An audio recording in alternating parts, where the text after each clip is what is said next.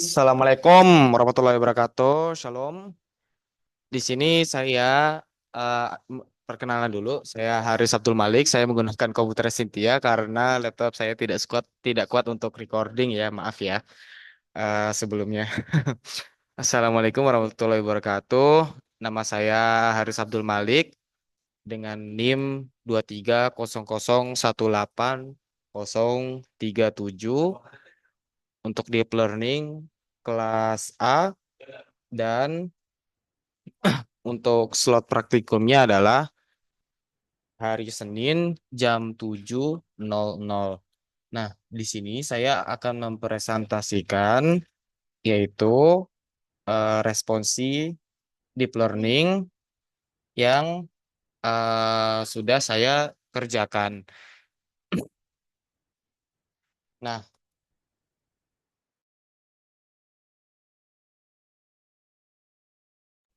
oke. Di sini pertama-tama ada yaitu namanya implementasi transformer untuk koreksi tata bahasa. Jadi responsi ini apa sih? Ini yaitu adalah bagaimana mengimplementasikan eh, untuk model transformer untuk tujuannya itu mengoreksi tata bahasa atau biasanya disebut yaitu adalah grammar ya. Nah, yang pertama-tama adalah kita import dulu library-nya yaitu pertama ada random, kemudian NumPy disingkat menjadi NP untuk nanti dipanggil di programnya. Kemudian Pandas, PD, kemudian ada TensorFlow memakai TF. Nah, kemudian kita juga mengambil datasetnya. Itu kita dataset sudah dari bawaan, yaitu untuk diolahnya lagi. Kemudian memakai sklearn, model selection, dan juga train test split.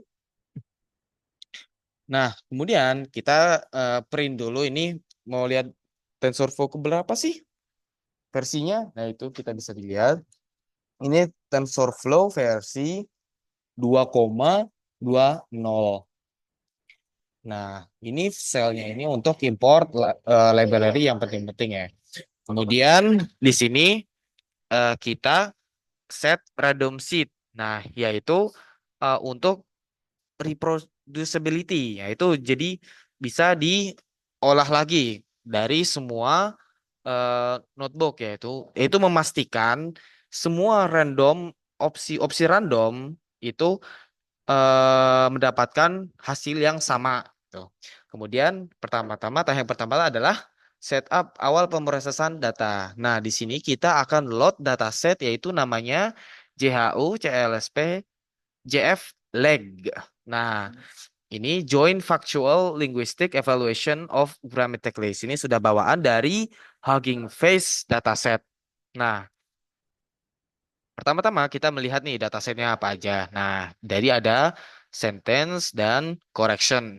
Nah, di sini ada rows-nya itu atau barisnya itu ada 755. Kemudian untuk yang itu yang validasi, kemudian yang tesnya itu ada 748. Nah, kemudian kita akan merge yaitu validasi dan tes datanya tersebut. Jadi digabung semuanya. Nah, validasi sama tesnya tersebut. Nah, kemudian kita akan membuat eh, data frame dari dataset tersebut. Jadi ada input dan juga ada target. Nah, bisa dilihat nih ada inputnya. So I think we can not live if people could blah, blah, blah, blah, blah, blah, gitu kan. Nah, kemudian di sini kita akan men-shuffle atau ya shuffle istilahnya dari dataset tersebut. Nah, kita bisa lihat ini adalah sintaknya. Nah, kemudian kita akan men-split datanya tersebut. Nah, ini kita bagi tes 0,2. Kenapa? Untuk yang training kita akan mendapatkan 80% dari dataset tersebut. Nah, kemudian untuk valid dataset tersebut kita akan tesnya itu 50-50, yaitu ada 0,5. Jadi bisa dilihat nih, trainingnya itu ada 1202, untuk validasinya 150, untuk testingnya 151. Nah, kemudian kita akan membuat tokenisasi, nah itu dan padding. Nah, pertama tokennya ini, end tokennya ini. Nah, kemudian kita akan print targetnya tersebut karena kan tadi sudah kita tentukan targetnya apa saja. Nah, kita tentukan. Nah, ini misalkan untuk trend targetnya tuh. However, we view it banyak panjang gitu kan. Nah, kemudian kita akan membuat trend target list untuk vocabulary size-nya itu ada 1000 I mean 12.000 ya. Nah, jadi ada vocabulary-nya tuh ada 3875. Nah, kemudian kita akan convert teksnya ke sequence. Jadi dari teks itu ke sequence. Nah, kemudian encoder max length-nya ada 80 sama 79 hasilnya. Kemudian kita akan membuat padding menyamakan ukuran panjang sequence-nya. Jadi ada train encoder, decoder, valid decoder, test encoder, test decoder. Nah, kemudian kita akan membuat TensorFlow datasetnya tersebut dengan batch size-nya itu adalah 32. Jadi eh, besarnya batch itu ada 32. Nah, kita akan panggil fungsi datasetnya tersebut, kita panggil semua dengan batch size tersebut. Nah, kemudian kita akan memanggil nih, mengecek datasetnya. Berarti udah dipanggil kan? Berarti encoder shape-nya itu adalah 32 sama 80. Decoder shape-nya ada 32 sama 79. Nah, kemudian kita ada positional encoding. Ini kita akan membuat fungsi get angles. Nah, kemudian juga ada fungsi positional encoding. Nah, kemudian kita akan mengimport matplotlib ya untuk pilotnya. Nah, kemudian kita akan menggunakan test positional encoding. Nah, bisa dilihat datanya ada word positionnya banyak banget nih 50. Kemudian ada embedding dimensinya ada 120. Nah, ini adalah density dari datanya tersebut. Nah, kemudian ini adalah visualisasi uh, color mesh ya. Jadi value across position embedding. Nah, seperti itu. Nah, kemudian position encoding kita lanjutkan saja. Embedding layernya kita memanggil kerasnya itu untuk dipanggil.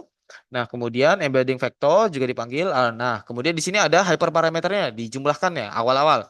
Nah, ini adalah jumlah layer.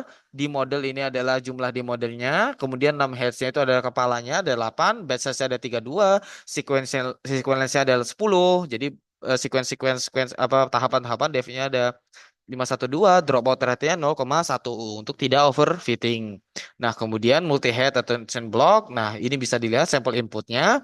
Kemudian ada pepanggil nih MHA-nya ke multi-head attention-nya. Kemudian kita tampilkan outputnya. Nah, setelah itu, oke, waktunya udah mau habis ya. Nah, saya singkat saja. Kemudian, nah di sini ada feed forward network. Jadi, bagaimana multi-head-nya itu mendapatkan attention setiap query ya, seperti itu. Nah, kemudian kita ambil sampelnya. Nah, ini adalah fungsi encoder layernya. Nah, di sini panggil FFN, layer normal 1, 2 gitu kan. Nah, kemudian dipanggil call-nya juga. Nah, di sini ada implementasi encoder yang lengkapnya. Nah, di sini ada decodernya. Saya lanjutkan langsung ke pelatihan modelnya saja ya, menyikat waktu. Nah, di sini kita panggil untuk yang pertama template-nya bisa dilihat kita sudah ini. Nah, awal-awal dia itu loss-nya itu 9,4, akurasinya 0 kan masih belum di training. Nah, kemudian untuk yang sudah di training itu ada. Nah, sini saya melakukan epoxnya itu 50.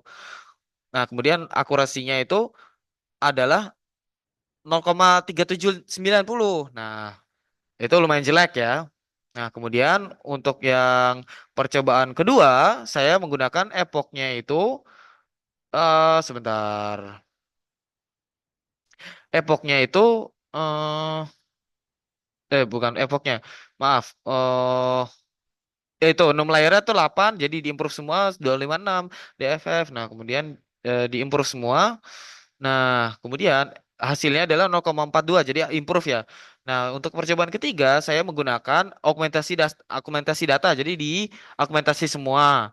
Nah, kemudian perbedaannya untuk yang percobaan ketiga itu saya menggunakan di sini saya menggunakan yaitu namanya learning rate ya. Jadi di learning setiap epochnya itu. Jadi epochnya 40, passionnya 8 supaya tidak early stopping ya.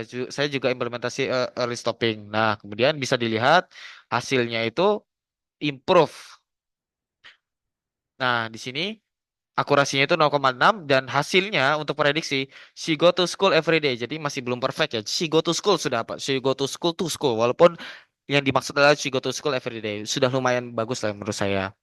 Nah, itu kesimpulan dan perbandingan akhirnya.